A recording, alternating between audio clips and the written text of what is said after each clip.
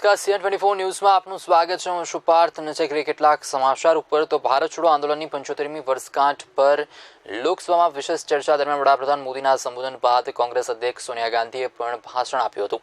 તેમણે પોતાના સંબોધન દરમિયાન RSS અને મોદી સરકાર પર તીખો પ્રહાર કર્યો હતો. તેમણે જણાવ્યું હતું કે ભારત છોડો આંદોલનનો વિરોધ કરનાર તત્વોનું ભારતને આઝાદી અપાવવામાં કોઈ યોગદાન રહ્યું નથી. સંઘ પર સોનિયા ગાંધી દ્વારા આડકતરું નિશાન શાંતિ ટિપ્પણીને વડાપ્રધાન નરેન્દ્ર મોદીએ પણ ध्यानपूर्वक सामड़ी थी।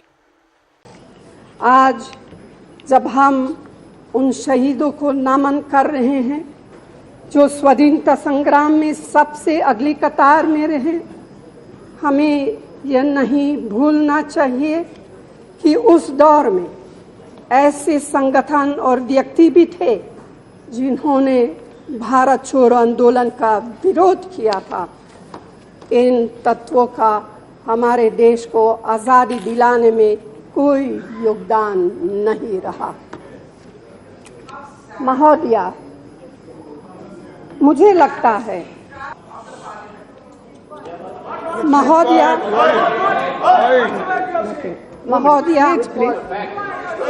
मुझे लगता है कि जब हम क्विट इंडिया की 75वीं सालगिरह मना रहे हैं तब देशवासियों के मन में कई आशंकाएं भी हैं।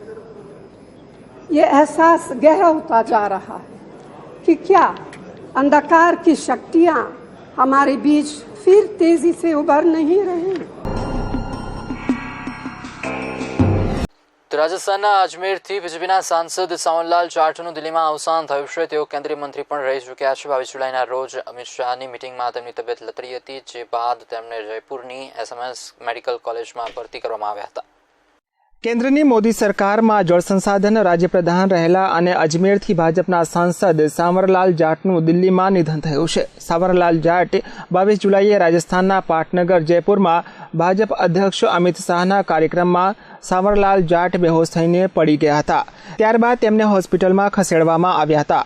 પીએમ મોદી સાવરલાલ જાટના અવસાન પર ટ્વીટ કરી શોક વ્યક્ત કર્યો હતો. મોદીએ ટ્વીટમાં લખ્યું કે સાંસદ અને પૂર્વ કેન્દ્રીય મંત્રી સાવરલાલ જાટના અવસાનથી દુઃખ અનુભવું છું. ભાજપ અને રાષ્ટ્ર માટે મોટી ખોટ છે. તેમણે ગામડાઓ અને ખેડૂતોના ઉદ્ધાર માટે કામ કર્યું. તેમના પરિવારજનોને દિલોસોજી પાઠવું છું.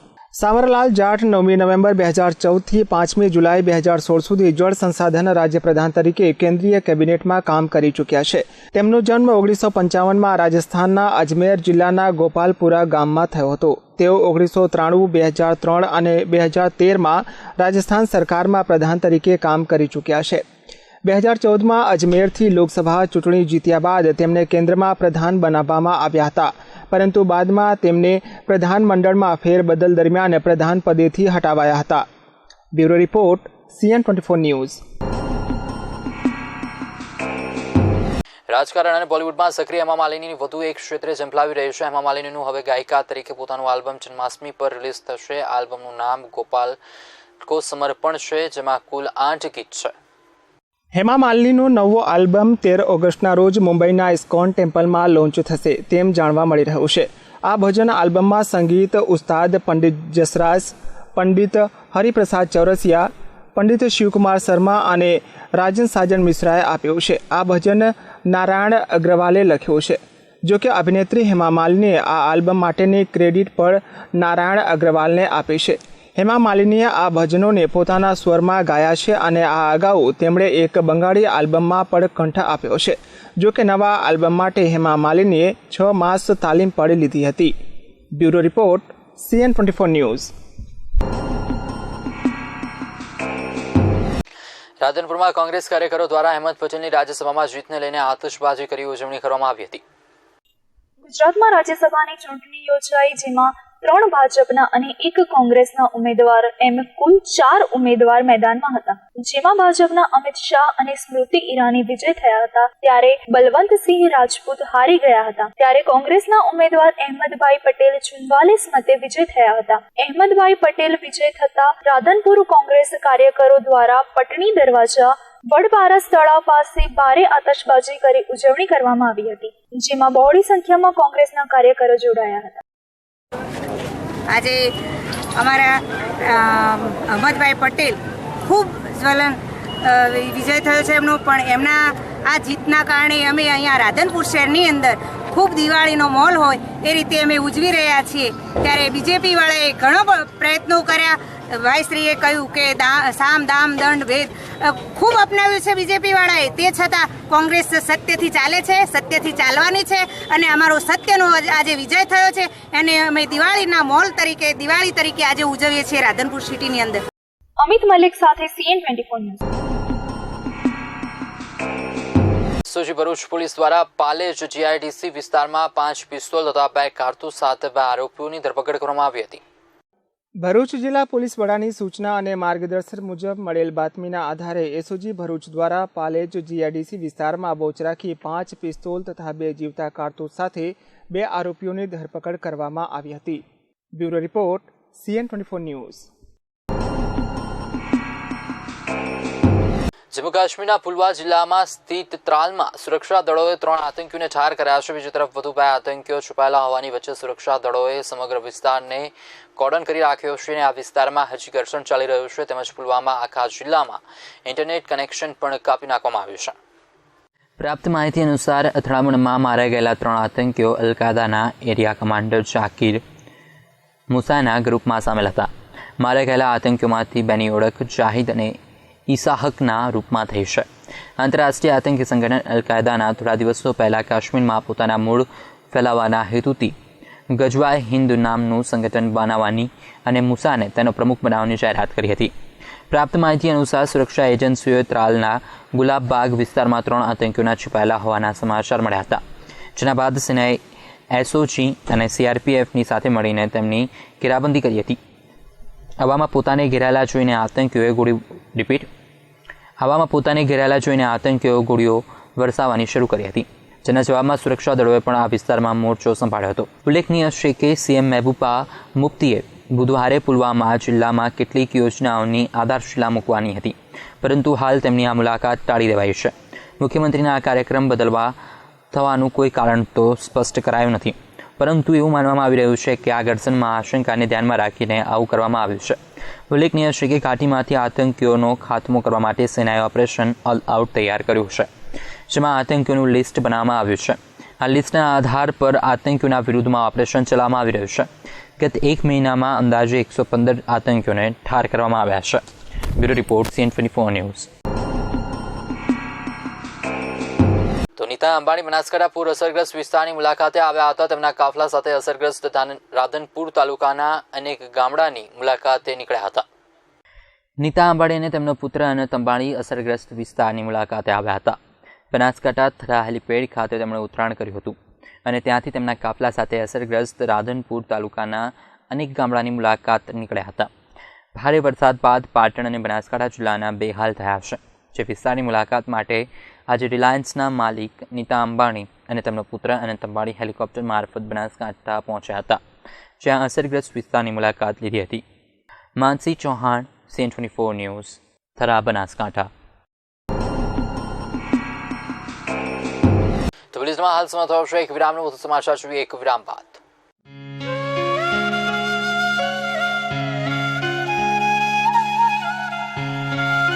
ખુલ્લામાં અને જાહેર માર્ગો પર કચરો એ બીમારીનું ઘર છે, જેનાથી કમળો અને મેલેરિયા જેવા જીવલેણ રોગો ઉત્પન્ન થાય છે, જે ચેપી અને વાયરલ રોગો છે. ત્યારે આ બીમારીઓથી બચવા સરકારના સ્વચ્છ અભિયાન સાથે જોડાવો, તેમજ ભીના કચરાને ગ્રીન ડબ્બામાં અને સૂકા કચરાને બ્લુ ડબ્બામાં જ નાખો. તમારી આસપાસ સ્વચ્છતા જાળવતા રહો, ખુશ રહો, સ્વચ્છ રહો અને જોતા રહો CN24 ન્યૂઝ.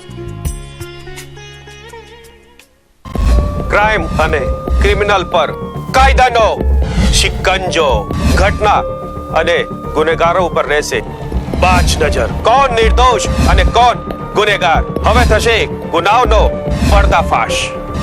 દરેક ઘટના ઉપરથી ઉઠશે પડદો. ક્રાઇમની સચોટ ખબર માત્ર CN24 ન્યૂઝ પર. Crime spot.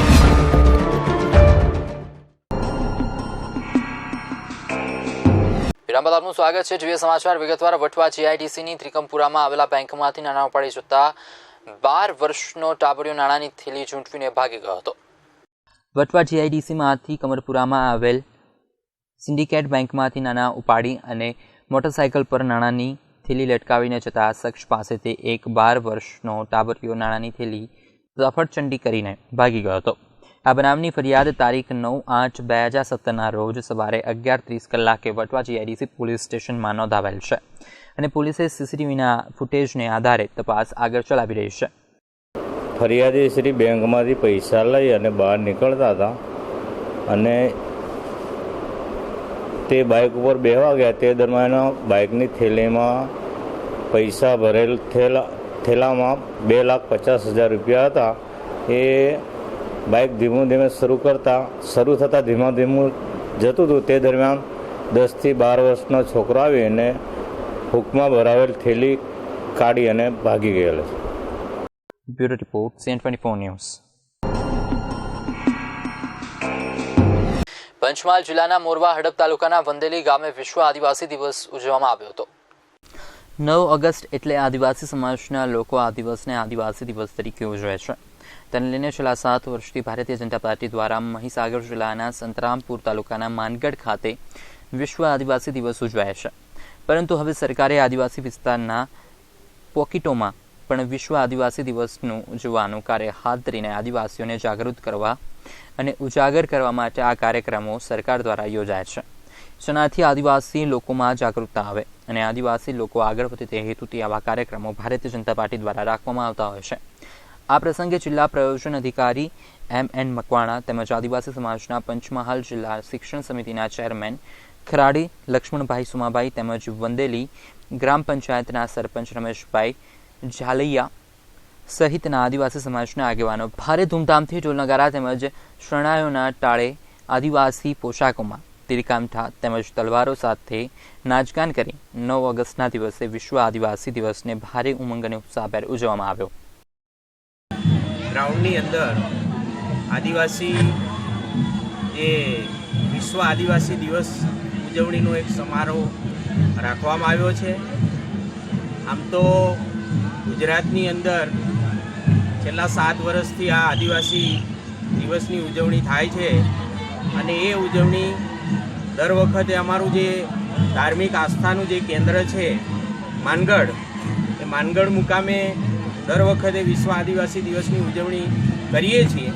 પરંતુ આ વખતે અમે મોરવા હડપ તાલુકાના આદિવાસી ભાઈઓ બહેનોએ નક્કી કર્યું કે માનગઢ ન જતાં અમારો તાલુકા કક્ષાનો જે ટ્રાઇબલ વિસ્તાર જે પોકેટ મોરા પોકેટ છે જેના 31 આદિવાસી ગામો ધરાવે છે, તો એ વિસ્તારની અંદર આ આદિવાસી દિવસની ઉજવણી થાય એવું અમે નક્કી કર્યું બધાએ અને એ પ્રમાણે આજે સુલિયાત મુકામે આ વિશ્વ આદિવાસી દિવસની ઉજવણી અમે સૌ આદિવાસી ભાઈઓ બહેનો એકત્ર થઈ અને આજે એ ઉજવણી કરી રહ્યા છીએ.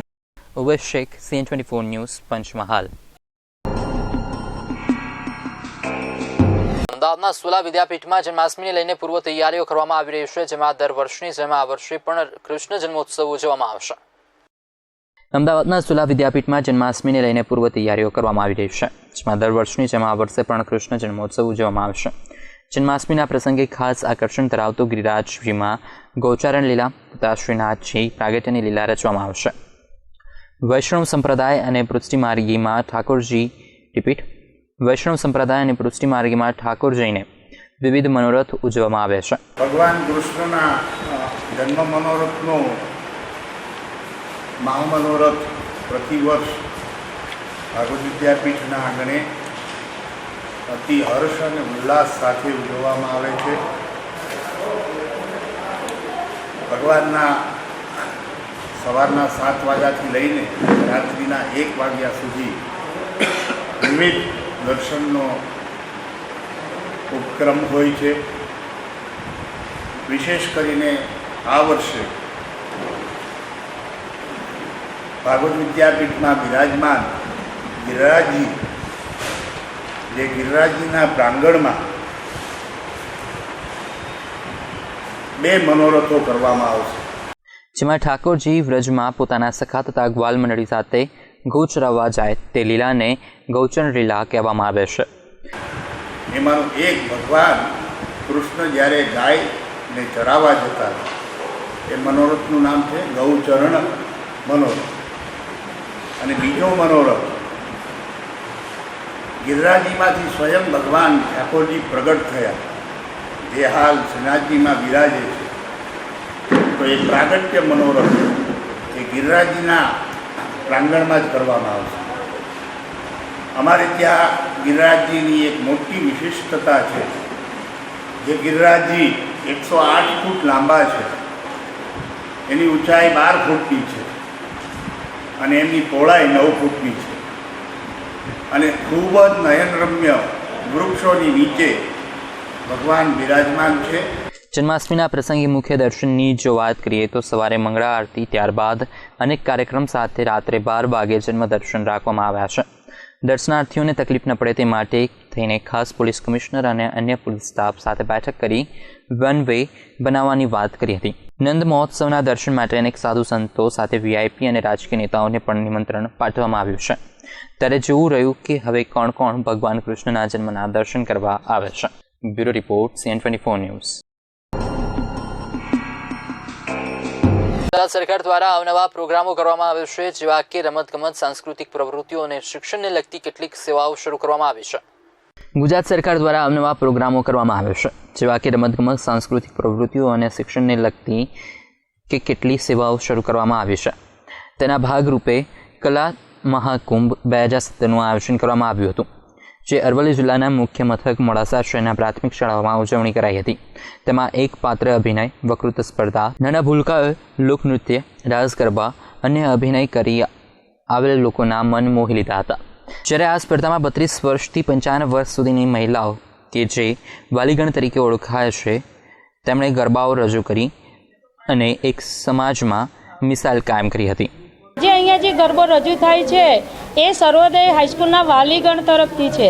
આ ગરબામાં ભાગ લેનાર તમામ બહેનો 40-45 વર્ષની ઉંમર વટાઈ ચૂકેલ છે અને ગુજરાત સરકાર દ્વારા આ કલાકુંભ 2017માં જે આ પ્લેટફોર્મ ઉપર અમને ગાવાની જે તક મળી એ બદલ અમે ગુજરાત સરકારના આભારી છીએ. Rutul Prajapati, CN24 news, Aravalli.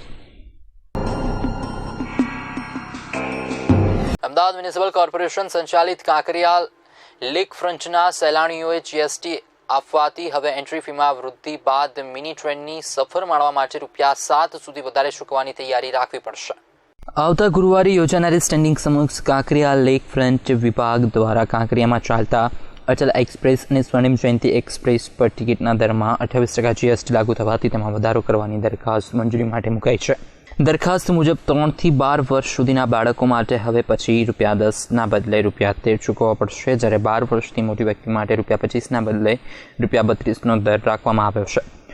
શૈક્ષણિક પ્રવાસના ઉચ્ચતર માધ્યમિક સુધીના વિદ્યાર્થીઓ માટે વિદ્યાર્થી દીઠ ₹10ના બદલે ₹13 અને 12 વર્ષથી મોટા માટે કોઈપણ વિદ્યાર્થી માટે ₹20ના બદલે 26 વસૂલવાની મંજૂરી મંગાઈ છે. કાંકરિયા લેક ફ્રન્ટ પર સવારે 10 થી રાતના 10 વાગ્યા સુધી 2 મિનિટ ટ્રેન દોડાવાય છે. દૈનિક આશરે 3 થી 4 હજાર સહેલાણી મિની ટ્રેનની મોજ માણે છે, જેના કારણે મ્યુનિસિપલ કોર્પોરેશન દરમિયાન ₹15 લાખની કમાણી થાય છે, જે વર્ષે દહાડે અંદાજે ₹1 કરોડ થાય છે. જોકે GST અમલવારી બાદ તંત્રની કોણીમાં કોઈ વધારો થવાનો નથી. Bureau report, CN24 news. રાજ્યસભાની ચૂંટણીમાં ગઈકાલે મોડી રાત સુધી ગુજરાતથી દિલ્હી સુધી દિલધડક સસ્પેન્સ થ્રિલરનો માહોલ છવાયો હતો. મોડી રાત સુધી હજારો લોકોએ ટીવી સામે બેસીને પડે બદલાતા રાજકીય આટાપાટાનો રોમાંચ માણ્યો હતો. તો છેવટે ચૂંટણી પંચે 2 બળવાખોર ધારાસભ્યના મત રદ કરતા કોંગ્રેસની છાવણીમાં હર્ષોલ્લાસ છવાયો હતો, તો અહેમદ પટેલનો આખરે વિજય થયો હતો. રાજ્યસભાની ચૂંટણીમાં ગઈકાલે મોડી રાત સુધી ગુજરાતથી દિલ્હી સુધી દિલધડક સસ્પેન્સ થ્રિલરનો માહોલ છવાયો હતો. મોડી રાત સુધી હજારો લોકોએ ટીવી સામે બેસીને પડે બદલાતા રાજકીય આટાપાટાનો રોમાંચ માણ્યો હતો. છેવટે ચૂંટણી પંચે 2 બળવાખોર ધારાસભ્યના મત રદ કરતા કોંગ્રેસી છાવણીમાં હર્ષોલ્લાસ છવાઈ ગયો હતો. અહેમદ પટેલનો આખરે વિજય થયો હતો. बहुमत से जीतेगी, कांग्रेस की सरकार बनेगी और कांग्रेस अपने आयाम नवसर्जन गुजरात के साथ आगे बढ़ेगी. મંગળવાર સવારના 9 વાગ્યાથી રાજ્યસભાની ચૂંટણી માટે મતદાન શરૂ થયું હતું. મતદાનના પ્રારંભમાં જ શંકરસિંહ વાઘેલા સહિત કોંગ્રેસના 7 ધારાસભ્યોએ ક્રોસ વોટિંગ કરતા ચૂંટણીનો માહોલ અચાનક ગરમાયો હતો. જોકે આવા રસાકસી ભર્યા મતદાનમાં શંકરસિંહ વાઘેલા જૂથના રાઘવજી પટેલ અને ભોળાભાઈ ગોહિલ મતપત્રક ભરીને કોંગ્રેસના એજન્ટ શક્તિસિંહ ગોહિલ ઉપરાંત ભાજપના એજન્ટને મતપત્રક બતાવતા શક્તિસિંહ ગોહિલે આ 2 વોટ રદ કરવાની ચૂંટણી પંચ સમક્ષ માંગણી કરી હતી. જોકે ચૂંટણી પંચ કોઈ નિર્ણય પર ન આવી શકતા આ મામલો છેક દિલ્હી સુધી પહોંચ્યો હતો. દિલ્હીમાં કેન્દ્રીય ચૂંટણી પંચે કોંગ્રેસની ફરિયાદને આધારે આ બંને ધારાસભ્યના મતદાનના વિડીયો ફૂટેજ જોઈને તેમના વોટને રદ કરતા કોંગ્રેસના ઉમેદવાર અહેમદ પટેલ વિજયી જાહેર થયા હતા. જે પ્રકારે ભારતીય જનતા પાર્ટી અને ખાસ કરીને એના રાષ્ટ્રીય અધ્યક્ષ અમિત શાહે આ રાજ્યસભાની ચૂંટણી એક સિમ્પલ અને સરળ ચૂંટણી હતી. 3 રાજ્યસભાના મેમ્બરો જીતીને જવાના હતા. એને બદલે વધારાનો એક ઉમેદવાર ભારતીય જનતા પાર્ટીએ ઊભો કર્યો અને આ સામાન્ય 3 સભ્યો ચૂંટાઈને જાય એવી રાજ્યસભાની ચૂંટણીને એક મહાયુદ્ધમાં ફેરવી દીધું હતું. કેન્દ્રીય પંચ દ્વારા જાહેર થયેલા વોટની ગણતરી જોતા રાજકીય પંડિતો દુવિધામાં મુકાયા છે. ગુજરાત વિધાનસભામાં ધારાસભ્યોની કુલ 176 સંખ્યા છે, જે પૈકી અમિત શાહને 46 વોટ, સ્મૃતિ ઈરાનીને 46 વોટ, અહેમદ પટેલને 44 વોટ અને બળવંતસિંહ રાજપૂતને 38 વોટ મળ્યા છે. બળવંતસિંહ રાજપૂતને મળેલા કોંગ્રેસના 2 ધારાસભ્યના વોટ રદ થવાથી તેમનો પરાજય થયો હતો. જોકે આ બંને વોટની ગણતરી કરીએ તો બળવંતસિંહ રાજપૂતને કુલ 40 વોટ મળ્યા હતા. વિધાનસભામાં ભાજપના 121 ધારાસભ્યોને જોતા ભાજપના 3 ઉમેદવારને મળેલા કુલ વોટની સંખ્યા 46 + 46 + 40 બરાબર 135 વોટ થાય છે. બીજા અર્થમાં ભાજપને 11 વોટ વધુ મળ્યા છે. હવે આમાં શંકરસિંહ વાઘેલા અને તેમના જૂથના મહેન્દ્રસિંહ વાઘેલા, ધર્મેન્દ્રસિંહ જાડેજા, CK રાહુલજી, અમિત ચૌધરી સહિત 7 બળવાખોર ધારાસભ્યોના ભાજપને મળેલા વોટ, સાણંદના ધારાસભ્ય કરમસિંહ પટેલનો વોટ અને NCPના કાંધલ જાડેજાનો વોટ, એમ કુલ 9 કન્ફર્મ વોટ ગણાતા ભાજપને વધુ 2 વોટ ક્યાંથી મળ્યા તે બાબતે ભારે રહસ્ય સર્જ્યું છે. એમના મનમાં એમ કે એમની સામ દામ દંડ ભેદ પોલીસ અધિકારીઓ, DDO, કલેક્ટર એ બધા મળીને અને રેડ પાડીને, ધમકીઓ આપીને, દબાવ કરીને એ અમારા ધારાસભ્યોને દબાવી શકશે, ફેરવી શકશે. પણ આપે જોયું કે અંતે સત્યમેવ જયતે, સત્યનો વિજય થયો. પરિણામ આવ્યું કોંગ્રેસની તરફેણમાં. કોંગ્રેસ જીતી ગઈ, અહમદભાઈ પટેલ જીતી ગયા અને કાર્યકર્તાઓ એમનો હોંસલો, એમની હિંમત, એમની એન્થુઝિયાઝમ એ જબરજસ્ત વધ્યું. ભૂતકાળમાં જેમ જિલ્લા તાલુકા પંચાયત વખતે કોંગ્રેસ કાર્યકર્તાઓએ મહેનત કરીને ગુજરાતની પ્રજાના આશીર્વાદ મેળવ્યા હતા, એ આ વખતે વિધાનસભાની ચૂંટણીઓમાં 2/3 બહુમતીથી કોંગ્રેસને જીતાડશે. બેંગલુરુમાં રખાયેલા કોંગ્રેસના પ્રતિબદ્ધ ગણાતા 44 ધારાસભ્યો પૈકી કરમસિંહ પટેલના ક્રોસ વોટિંગનો ફટકો પડ્યો તો તેમની સામે કોઈ એકનો વધારાનો વોટ મળતા પક્ષની ગણતરીના 44 વોટ અકબંધ રહ્યા. હવે જો જયંત પટેલ, નલિન કોટડિયા અને છોટુ વસાવાના વોટિંગનું વલણ જોઈએ તો કોઈ એક વોટનો કોંગ્રેસને ગયો હોઈ શકે છે, પરંતુ ભાજપને વધારાના 2 વોટ મળ્યા હોય. આ 3 ધારાસભ્ય પોતાના વોટિંગ બાબતે સત્ય હકીકતને છુપાવી રહ્યા હોય તેવું પણ ચર્ચા ઉઠી છે. જોકે ભાજપને મળેલા વધુ 2 વોટને જોતા કોંગ્રેસમાં કરમસિંહ પટેલ ઉપરાંત વધુ 2 ધારાસભ્યોએ ક્રોસ વોટિંગ કર્યું હોવાની પણ રાજકીય વર્તુળોમાં ચર્ચા ઉઠી છે. આ દરમિયાન પ્રદેશ કોંગ્રેસના પ્રવક્તા મનીષ દોશી કહે છે કે જે લોકોએ પક્ષના આદેશનું ઉલ્લંઘન કર્યું છે તેમની સામે લોકપ્રતિનિધિત્વ દ્વારા હેઠળ સસ્પેન્સના પગલાં લેવાની કાર્યવાહી હાથ રહેશે. રાજ્યસભાની ચૂંટણીની અંદર અહેમદ પટેલની જીત બાદ કોંગ્રેસમાં ખુશીનો માહોલ જોવા મળી રહ્યો છે. આપણે અત્યારે અમદાવાદના જે ગુજરાત પ્રદેશ ત્યાં આગળ જે રીતે કોંગ્રેસના જે કાર્યકરો છે તેની અંદર ઉત્સાહનો માહોલ જોવા મળી રહ્યો છે. જે રસાકસીની જે જંગ હતી, ત્યારબાદ જે મોડી રાત્રે ચૂંટણી પંચે જે 2 વોટ રદ કર્યા અને ત્યારબાદ કહેવાય છે કે ચૂંટણી ગણતરી જે આગળ વધી અહેમદ પટેલની જે 3 સીટો હતી જે ભાજપની, તેમાંથી અહેમદ પટેલની 1 સીટ ઉપર વિજય થયો હતો. તેને લઈને ભાજપ જે કોંગ્રેસના જે કાર્યકરો છે તેમાં એક ઉત્સાહનો માહોલ જોવા મળી રહ્યો છે. સત્યની જીત રહી છે તેવું કોંગ્રેસનું માનવું છે. સાથે જ ક્યાંક ને ક્યાંક જે ક્રોસ વોટિંગ થયું છે તેની સામે પણ હાલ તો કોંગ્રેસે વિરોધ ઉઠાવ્યો છે. જે ક્રોસ વોટિંગ કરનાર જે ઉમેદવારો છે તેની સામે કાયદેસરની કાર્યવાહી કરવામાં આવશે. સાથે જ જે બળવાખોરી નીતિ છે તેમાં પણ ક્યાંક ને ક્યાંક યાદ કરવાનું ભૂલી જવાની વાત કરવામાં આવી હતી કોંગ્રેસ દ્વારા, અને જે રીતનો આજે જે ખુશીનો માહોલ છે તે ખુશીનો માહોલ વ્યક્ત કરવામાં આવી રહ્યો છે. કેમેરામેન રાજીવ ઠક્કર સાથે પાર્થ શાહ, CN24 ન્યૂઝ, અમદાવાદ. તો બુલેટિનમાં બસ આટલું જ. વધુ સમાચાર માટે આપ જોતા રહો CN24 ન્યૂઝ. નમસ્કાર.